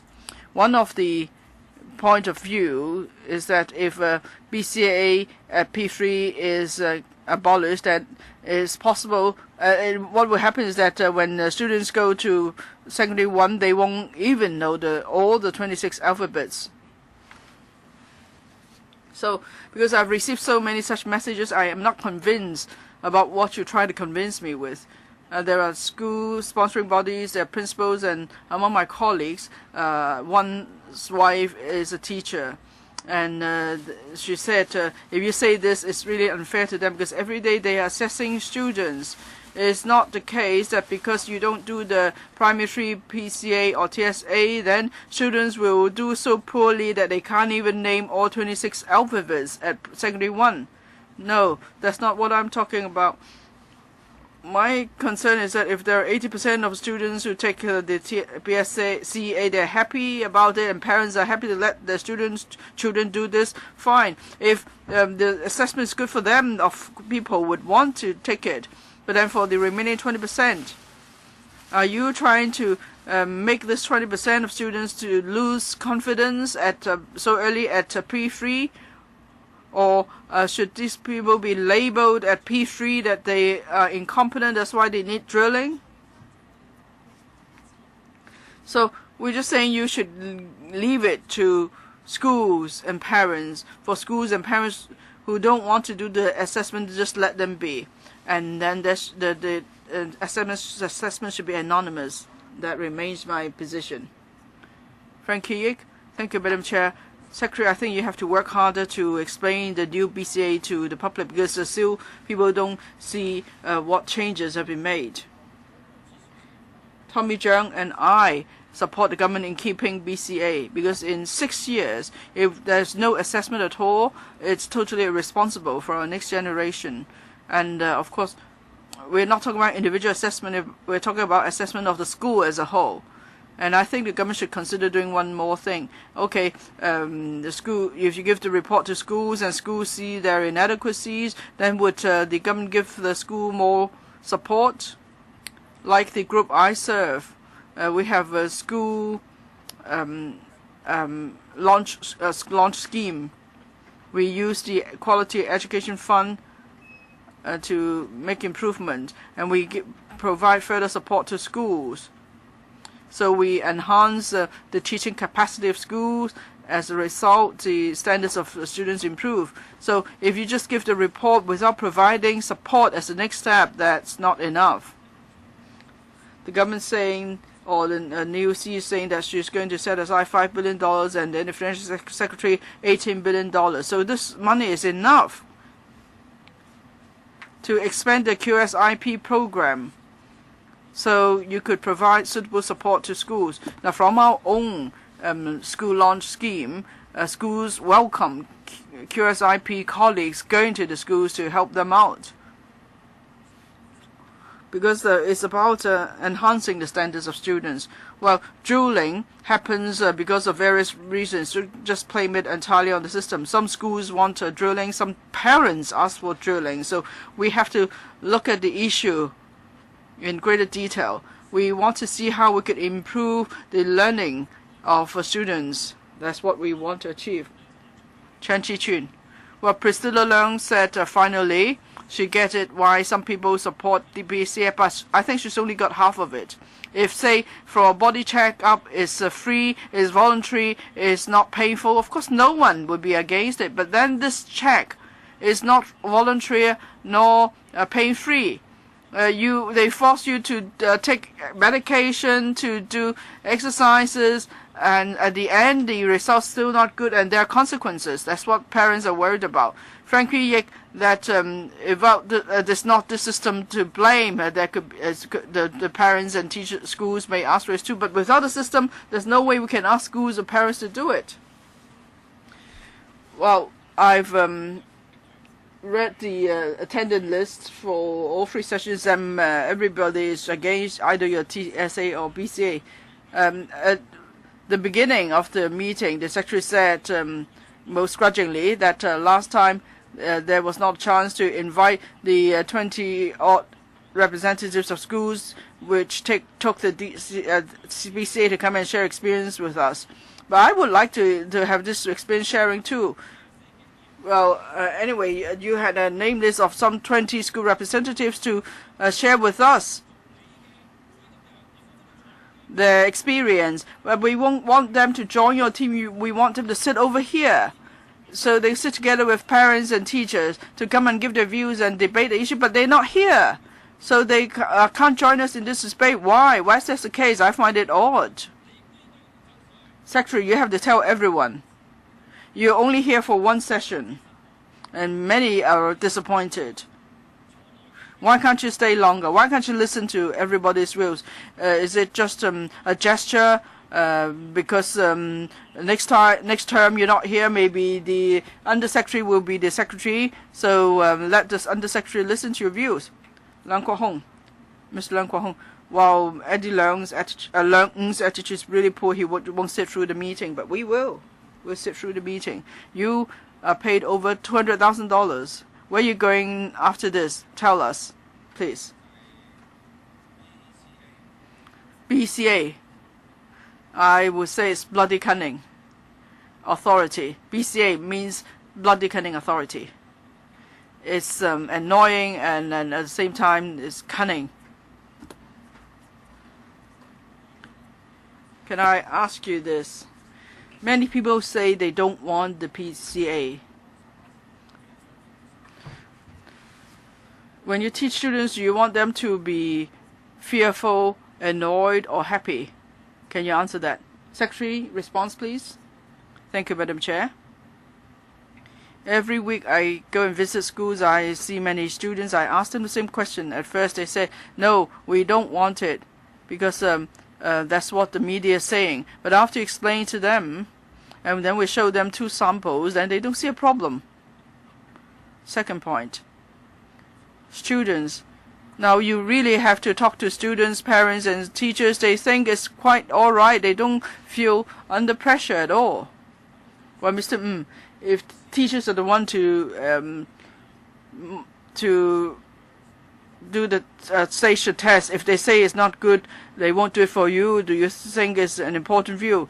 Because Pt1's union saying that they are not going to do it, that the union says they are not going to do it. So is that not loud and clear? Do you think teachers' views matter?